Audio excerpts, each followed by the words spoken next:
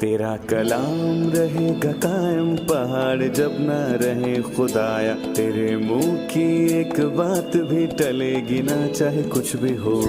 تیری مانند یہ ہے زندہ سونے سے بھی قیمتی. میرا دل یہ دے گواہی ہے یہ کتاب عظیم. نازل کرے اپنا کلام شکستہ دلوں کو سکون ملے. تاریخی دور ہو میری راہیں روشن کر. دل اپنا کلام کثرت سے اے خدا بدل دے. رہائی دے کثرت سے پھل ملاؤ. کلام رہے گا قائم پہاڑ. عزیز ناظرین، میں ایاد ظریف آپ تمام دیکھنے والوں کو ہمارے روز کے بائبلی مطالعاتی پروگرام کی نئی قسط میں خوش آمدید کہتا ہوں. جیسا کہ آپ سب جانتے ہیں کہ اس پروگرام میں ہم بائبل مقدس کی تمام کتابوں یعنی پیدائش تا مکاشفات تفصیلی مطالعہ پیش کر رہے ہیں. ناظرین، یہ ایک الہی موقع ہے جو خداوند نے ہمیں آخری وقت میں عنایت کیا ہے، یعنی اخیر ایام میں، کہ ہم بائبل مقدس کو کروڑوں لوگوں کے لیے کھول سکیں تاکہ کروڑوں لوگ تمام دنیا سے بائبل کے مکاشفات کو سمجھ سکیں، تاکہ وہ انسانی عقائد سے قطع نظر اس کتاب کے اندر خدا کی سوچ کو دیکھ سکیں جو انسانی نظریات کے دائرہ کار سے باہر ہے، یعنی کلام حق. ناظرین، ہم وہ کلام پیش کر رہے ہیں جس میں کوئی ملاوٹ نہیں، اور اگر کوئی اپنے علم میں اضافہ کرنا چاہتا ہے تو وہ ان اقساط کے ذریعے ہمارے ساتھ شریک ہو سکتا ہے. اور اگر آپ ہمیں پہلی مرتبہ دیکھ رہے ہیں اور نئے عہد نامے اور پرانے عہد نامے سے سابقہ کتب کے متعلق اقساط دیکھنا چاہتے ہیں تو آپ ہماری ویب سائٹ www.biblimutaliah.com وزٹ کیجیے، جہاں آپ کو ترتیب وار تمام کتب میسر ہوں گی جنہیں آپ بآسانی ڈاؤن لوڈ کر کے اپنی لائبریری بھی بنا سکتے ہیں، جس سے آپ کا گھرانہ، دوست، احباب مستفید ہو سکتے ہیں. ناظرین، ہمیں خدا کے کلام اور اس کی صحیح تعلیم کو عام کرنا ہے. پچھلی اقساط میں ہم نے پطرس رسول کے دوسرے خط کا مطالعہ شروع کیا، اور ناظرین، خط کے پہلے باب میں آج ہم بالخصوص 16ویں آیت سے 19ویں آیت تک مطالعہ کریں گے. پروگرام کا باقاعدہ آغاز کرنے سے پہلے میں اسٹوڈیو میں آئے خدا کے خادم ایلیا کورولوس کو خوش آمدید کہوں گا. جی بہت شکریہ بھائی، آپ کیسے ہیں؟ بالکل ٹھیک، خدا کا شکر. خداوند آپ کو برکت دے، اور ہمارے دیگر مہمانوں کو بھی خوش آمدید. بھائی ایلیا، ابھی میں 16ویں آیت سے 19ویں آیت تک پڑھوں گا، اس کے بعد آپ سے سوال کروں گا. جی ضرور. پطرس رسول 16ویں آیت سے کہتا ہے، کیونکہ جب ہم نے تمہیں اپنے خداوند یسوع مسیح کی قدرت اور آمد سے واقف کیا تھا تو دغابازی کی گھڑی ہوئی کہانیوں کی پیروی نہیں کی تھی، بلکہ خود اس کی عظمت کو دیکھا تھا کہ اس نے خدا باپ سے اس وقت عزت اور جلال پایا جب اس افضل جلال میں سے اسے یہ آواز آئی کہ یہ میرا پیارا بیٹا ہے جس سے میں خوش ہوں. اور جب ہم اس کے ساتھ مقدس پہاڑ پر تھے تو آسمان سے یہی آواز سنی، اور ہمارے پاس نبیوں کا کلام ہے جو زیادہ معتبر ٹھہرا، اور تم اچھا کرتے ہو جو یہ سمجھ کر اس پر غور کرتے ہو کہ وہ ایک چراغ ہے جو اندھیری جگہ میں روشنی بخشتا ہے، جب تک پو نہ پھٹے اور صبح کا ستارہ تمہارے دلوں میں نہ چمکے. آمین. بھائی ایلیا 16ویں آیت سے وہ دغابازی کی گھڑی ہوئی کہانیوں کا تذکرہ کرتا ہے. کیونکہ ہم نے دغابازی کی گھڑی ہوئی کہانیوں کی پیروی نہیں کی، اور وہ پہاڑ پر مسیح کی صورت بدل جانے کے واقعے کا تذکرہ کرتا ہے، جبکہ وہاں خداوند کے ساتھ موسیٰ اور ایلیا دونوں بھی موجود ہوئے اور اس کے ساتھ جلال میں ظاہر ہوئے اور خداوند کی صورت بدل گئی. اس شاہی منظر پر بات کرنے سے پہلے اس نے گھڑی ہوئی کہانیوں کا تذکرہ کیا. اس نے ہمیں ان کے متعلق خبردار کیا، ان کی طرف اشارہ کیا، کیونکہ وہ آج کے دور میں بھی بائبل کی باتوں کے ہمراہ دہرائی جا سکتی ہیں.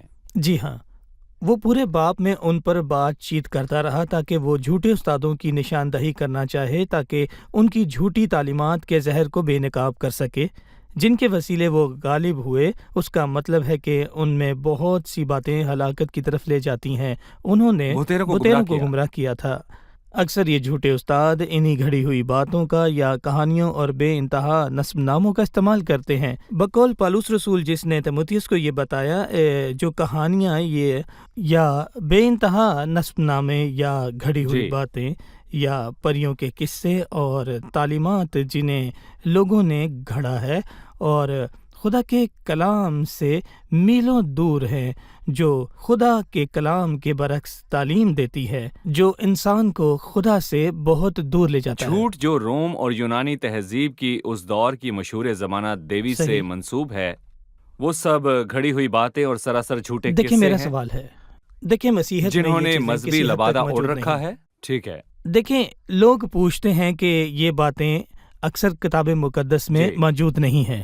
آپ نے کہا کہ مسیحیت میں یہ وسیع پیمانے پر پھیلی ہوئی ہے، لیکن آپ ناظرین کو بتا رہے ہیں کہ ان کا مسیحیت سے کوئی لینا دینا نہیں بالکل۔ ہے۔ یہ جھوٹے استادوں کی گھڑی ہوئی باتیں ہیں جو مسیحی حلقوں میں ہیں، لیکن ہمیں مسیحیت کو بائبل سے سیکھنا چاہیے، نہ کہ لوگوں سے۔ بالکل صحیح وضاحت کے لیے صحیح۔ شکریہ۔ دیکھیں دشمن آٹے میں خمیر ملانا چاہتا ہے۔ دیکھیں صحیح، لوکا جی۔ اعمال کی کتاب کا مصنف ہے، جس کا آغاز بہت شیریں الفاظ سے ہوتا ہے، جس سے کوئی بھی شخص کوئی قصہ گھڑ نہیں سکتا۔ قصے کہانیاں ہیں، اور ہمیں اپنے ذہن کو ان کے خلاف مضبوط رکھنا ہے کہ کس طور پر ہم گھڑی ہوئی باتوں پر پہچان کر سکتے ہیں۔ مجھے کوئی شوق نہیں ہے کہ دنیا بھر کی جھوٹی باتوں کا مطالعہ کرتا رہوں، بلکہ ہمارے پاس نبوتی کلمہ کلام ہے۔ ہمیں ہندوستانی، بدھسٹ یا کمیونسٹ تہذیبوں کو پڑھنے کی ضرورت نہیں ہے، کسی بھی ایسی تہذیب یا مذہب کو جس میں گھڑی ہوئی باتیں ہیں، بلکہ ہم خدا کے کلام کا مطالعہ کر رہے ہیں۔ جو بات خدا کے کلام کے مطابق ہے اس کا خیر صحیح۔ مقدم ہے، جو بات خدا کے کلام کے مطابق ہے وہی ٹھیک درکار ہے۔ شروعات ایسے ہے کہ ہم نے دغابازی سے گھڑی ہوئی باتوں کی پیروی نہیں کی۔ جب ہم نے تمہیں اپنے خداوند یسوع مسیح کی قدرت اور آمد سے واقف کیا تھا، پہاڑ پر صورت بدل جانے کا منظر ہمیں خداوند یسوع مسیح کی قدرت اور آمد کی یاد دلاتا ہے۔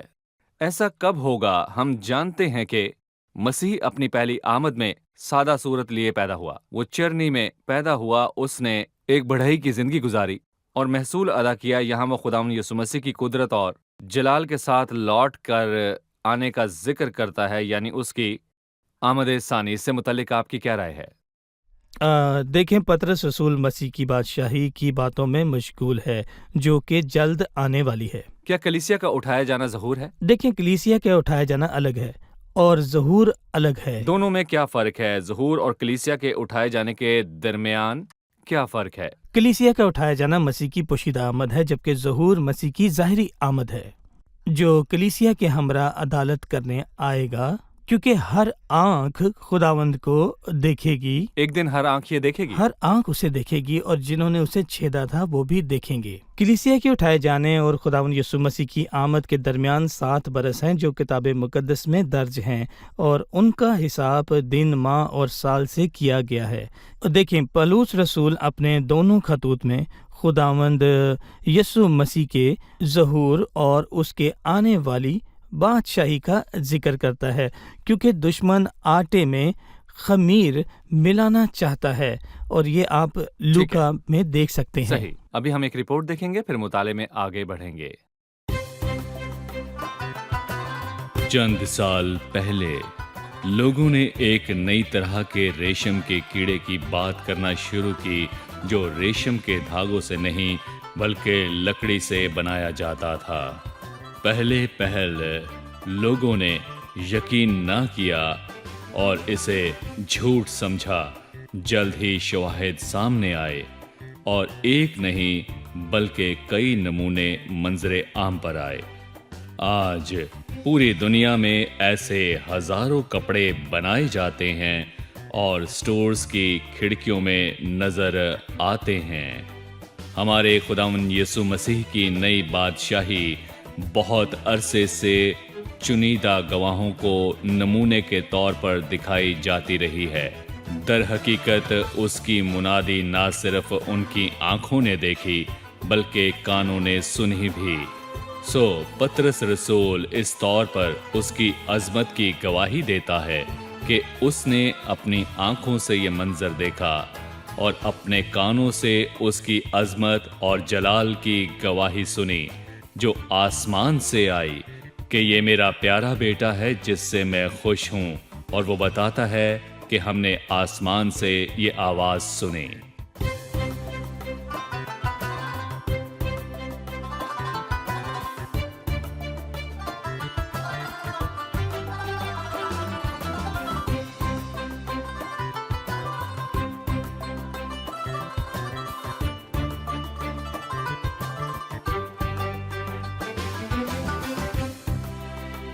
17वीं आयत में लिखा है कि उसने खुदा बाप से उस वक्त इज्जत और जलाल पाया, ताकि हम जाने कि खुदावंद यीशु मसीह जौहर में खुदा बाप के बराबर है।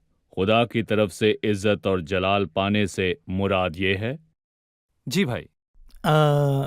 पतरस रसूल मसीह के जलाल और उसकी आने वाली बादशाही की यहाँ पर बात करता है, खासकर ऐसे झूठे उस्तादों के सामने जो उसका इनकार करते हैं और वो उसके मुताबिक दूसरे बाप में यूं कहता है और उसके मालिक इनकार करेंगे जिसने मोल लिया। उन्हें, इसलिए वो मसीह की बादशाही जलाल के हवाले से बात करता है। वो बतौर इब्ने आदम पैदा हुआ, भले ही वो जिस्म में आया, भले ही उसकी तहकीर की गई, भले ही वो उस बरे की मानिंद आया जिसे ज़िबा करने को ले जाते थे, लेकिन उसे खुदा की तरफ से इज्जत और जलाल मिला।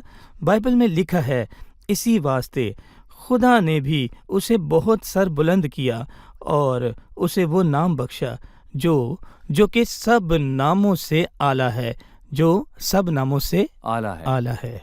देखें, पहाड़ पर सूरत बदल जाने का मंजर खुदावंद यीशु मसीह के जलाल और इज्जत को जाहिर करता है। जब उनके सामने उसकी सूरत बदल गई और उसका चेहरा सूरज की मानिंद चमका और आसमान से एक आवाज आई, ये मेरा प्यारा बेटा है जिससे मैं खुश हूँ। हम सबूत के तौर पर वो किताब भी दिखा सकते हैं जिसमें ये हुआ।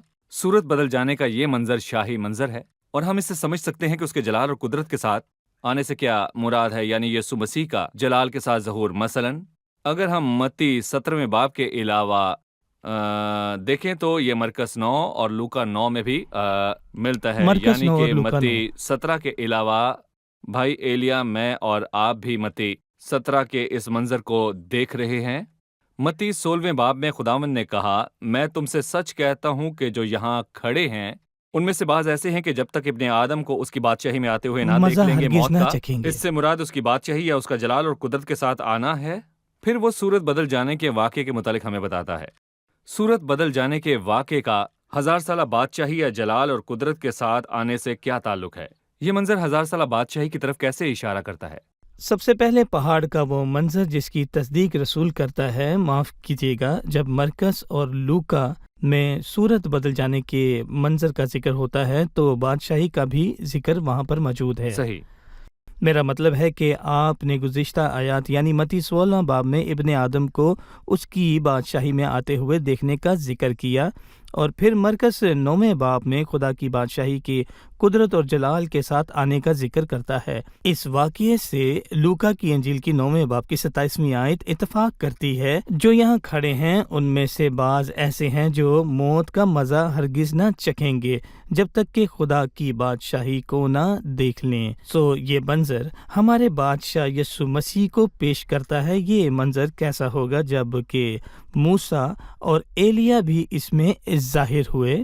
उन्होंने उससे ये बात कही कि वो उसे तमाम कैसे करेगा, सलीब का जिक्र किया, क्योंकि सलीब का जिक्र। उसके बाद वो खूबसूरत मंजिर है जिसमें हम खुदावंद यीशु मसीह की सलीब और उसके इनाम को देखते हैं। इनाम क्या है?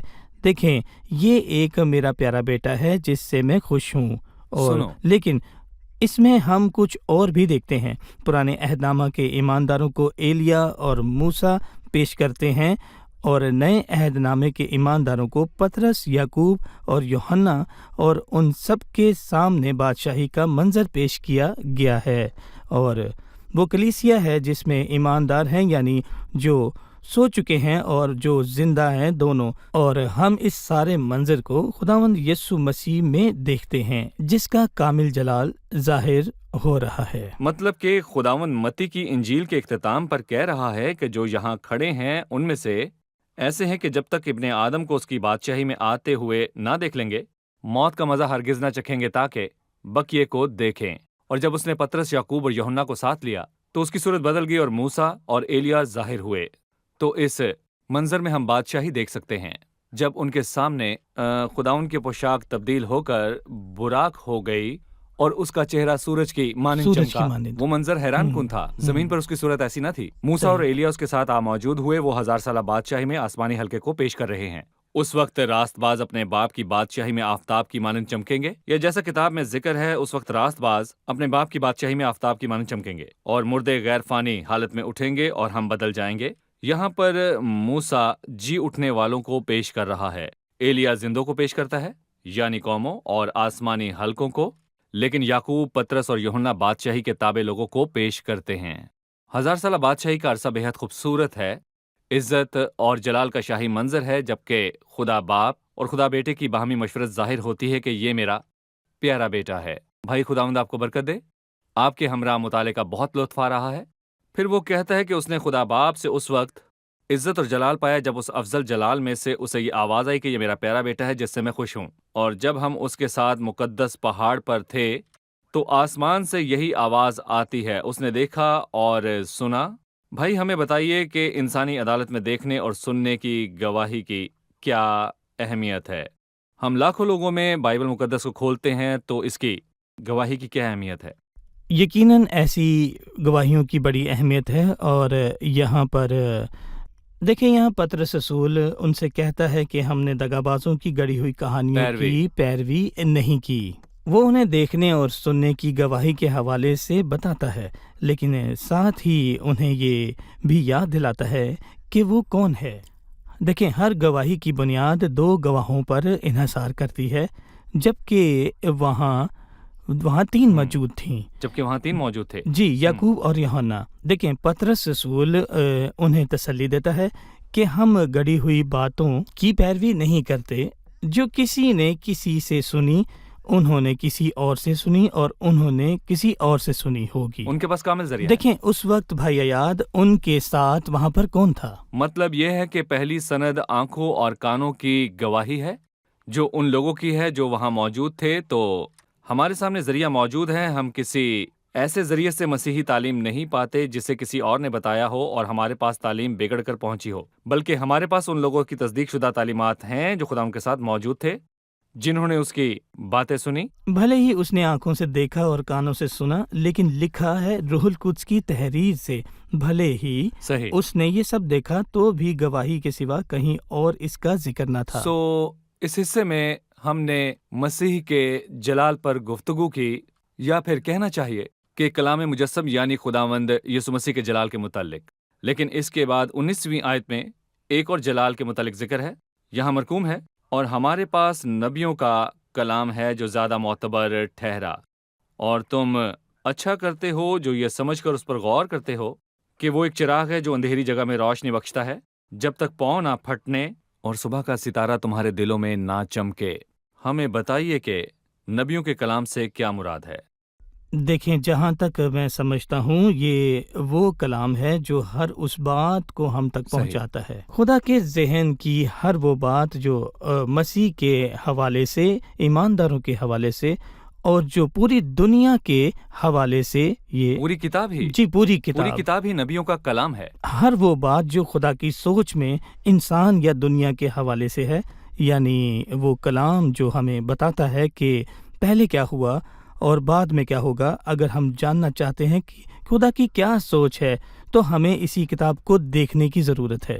اگر میں روحانی علم کے مطابق خدا کی سوچ کو جاننا چاہوں گا تو اسی کتاب کو دیکھوں گا، کیونکہ ہمارے پاس نبیوں کا کلام ہے، نبیوں کا ثابت شدہ کلام ہے۔ کیا جو کچھ ہم نے دیکھا اور سنا ہم اسے ثابت نہیں کرتے؟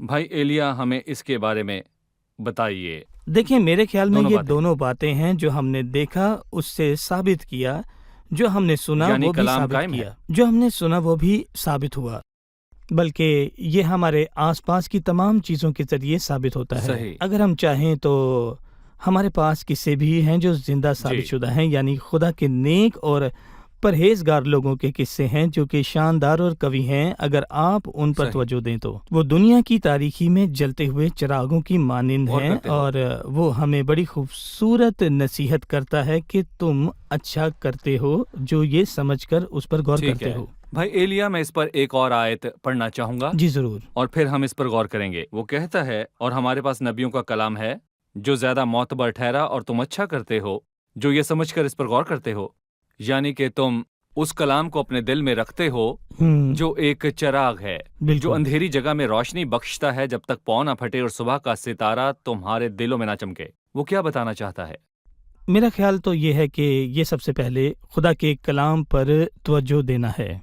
خدا کا کلام ہمارے لیے ویسا ہی ہوتا ہے جیسا کہ حزقیل کی کتاب میں لکھا ہے کہ دیکھ تو ان کے لیے نہایت مرغوب سروی کی مانند ہے جو نہایت خوش اور الہام ہے۔ اس کا مطلب ہے کہ ہم کلام سنتے اور پروگرام دیکھ لیتے ہیں تو چلتے ہیں پھر اور بھی بھول جاتے ضرورت ہیں۔ نہیں ہے، لیکن ہمیں اس پر اپنے توجہ دل میں دینی رکھ ہے لیا، کہ میں نے تیرے کلام کو تیرے اپنے دل کلام میں کو رکھ لیا۔ اپنے دل میں رکھ لیا۔ بالکل، یہ نہایت شاندار بات ہے میرے عزیزوں کہ ہم خدا کے کلام پر دھیان کریں۔ اگر صحیح۔ آپ اسے جانتے ہیں اور ایسا کرتے ہیں جی۔ تو آپ مبارک ہیں۔ خدا کے کلام پر دھیان کرنا اور اسے دل میں رکھنا تب تک رہے گا جب تک صبح کا ستارہ ظاہر نہیں ہوتا ہے۔ دیکھیں، خداوند یسوع مسیح کی آمد اس کے پیاروں، اس کے اپنوں اور اس کی کلیسیا میں ظاہر کر دی گئی ہے۔ شکریہ۔ وقفے کے بعد ہم مہمانوں سے ایک آخری سوال لیں گے۔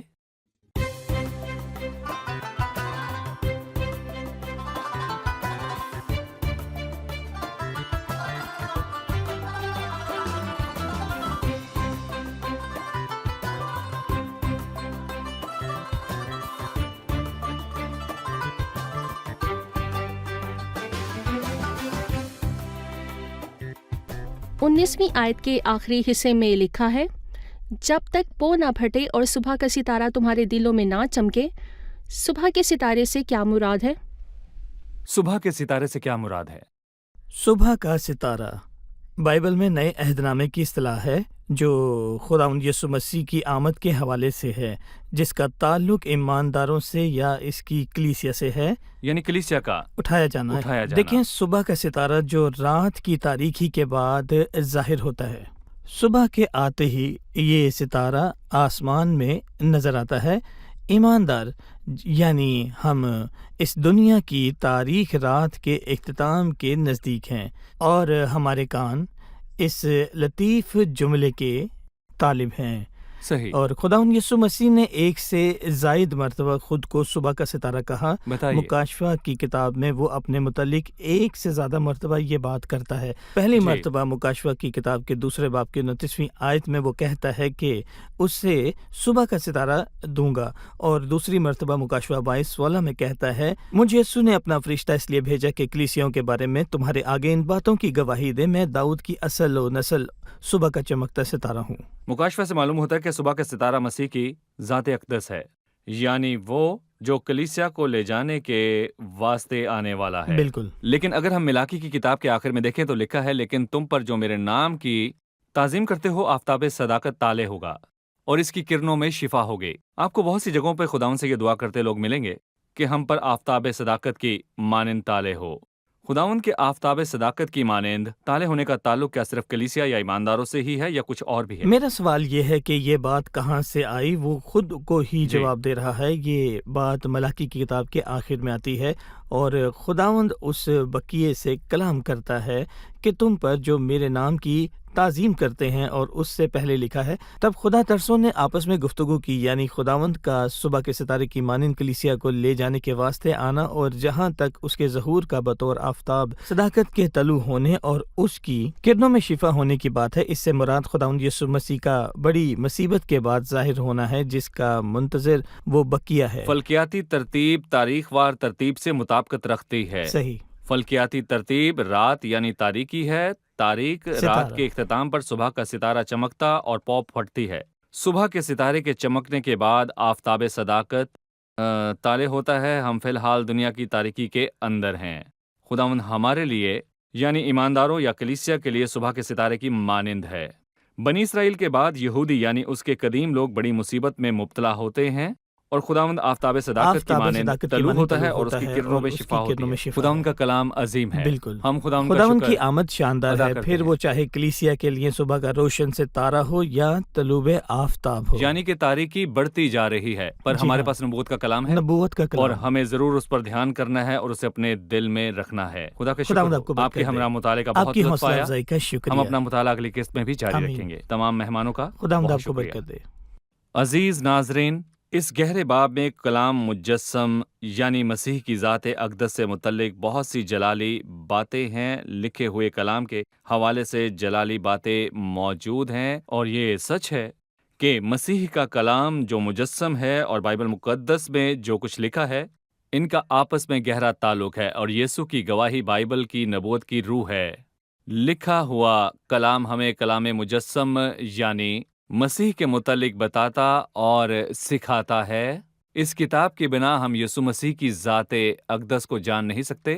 لوگ مسیح کی ذات اقدس کے متعلق آرا رکھتے ہیں۔ لوگ کہتے ہیں وہ ایک ہی نبی تھا۔ خیر، وہ جو بھی کہیں، کچھ کہتے ہیں وہ استاد تھا، کچھ کہتے ہیں وہ انقلابی تھا، لیکن بائبل مسیح کو جو ہم پر جسم میں بطور منجی اور چرواہا ظاہر ہوا، خدا کے طور پر پیش کرتی ہے، بطور کلیسیا کا سردار اور بادشاہ، بلکہ بادشاہوں کا بادشاہ اور خداوندوں کا خدا۔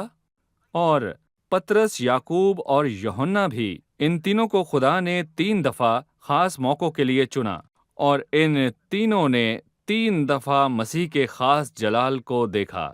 ایک دفعہ مرکز 5ویں باب میں اس نے پترس، یعقوب اور یوحنا کو لیا۔ انہوں نے اس کے الہی جلال کو دیکھا۔ جب اس نے یائر کی بیٹی کو زندہ کیا تو اس کے الہی جلال کو دیکھا کہ وہ قیامت و زندگی ہے۔ پھر انہوں نے پہاڑ پر اس کے شاہی جلال کو دیکھا، اور انہوں نے جانا کہ وہی بادشاہ ہے جو آنے والا تھا اور جو دنیا پر بادشاہی کرے گا۔ اور انہوں نے رات کے وقت باغ میں اس کے جنون کو دیکھا، جب وہ دعا کر رہا تھا اور باقی سب سو رہے تھے، لیکن اس کا پسینہ خون کی بڑی بوندیں بن کر ٹپکنے لگا، اور اس کامل انسان کا جلال بھرپور طور پر ظاہر ہوا۔ وہ صلیب کی ہولناکی سے پیچھے نہ ہٹا، بلکہ اس نے باپ سے کہا، میری نہیں بلکہ تیری مرضی پوری ہو، اور مرضی کو پورا کرنے کے واسطے دردناک عذاب اور موت کے پیالے کو پی گیا۔ پترس، یعقوب اور یوحنا نے اس کے الہی جلال، شاہی جلال اور اس کے ابدی جلال کو دیکھا۔ میں آپ کی حوصلہ افزائی کرتا ہوں کہ مسیح کی ذات اقدس کے نزدیک آئیں۔ اگر آپ اس کے پاس آئیں گے تو آپ کو اس سے محبت ہو جائے گی۔ اگر آپ اس کے نزدیک آئیں گے، اس کا احترام کریں گے، تو جس قدر آپ اس کے نزدیک آئیں گے، اسی قدر بے اختیار تواں کی مانند کہہ اٹھیں گے، میرے خداوند۔ اگلی قسط میں پھر ملاقات ہوگی۔ خداوند آپ کو برکت دے۔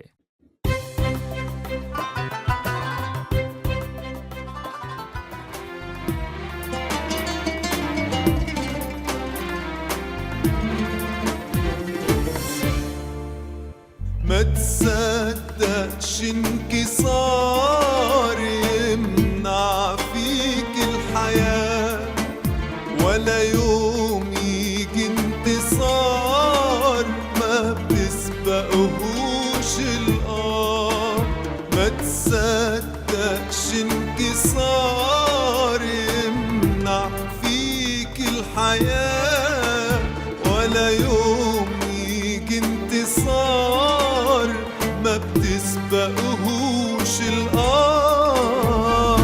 لا انهيار غني جاي النهار، غني لا انهيار غني جاي النهار، غني ارفع نغمة أوتارك، غني غني غني غني وكملت رحالة، وانطالت قول أعني، وهو مكمل مشوارك، غني غني غني غني وكمل رحالة، وانطالت قول أعني، وهو مكمل مشوارك.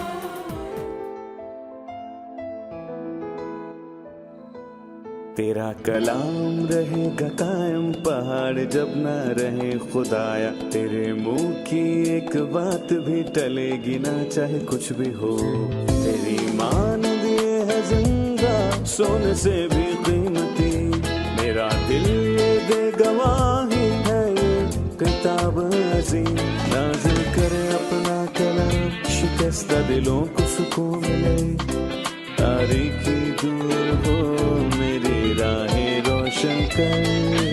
دل اپنا کلام کثرت سے اے خدا بدل دے، رہائی دے کثرت سے پھل ملاؤ. کلام رہے گا قائم پہاڑ جب نہ رہے خدایا، تیرے منہ کی ایک بات بھی ٹلے گی نہ چاہے کچھ بھی ہو.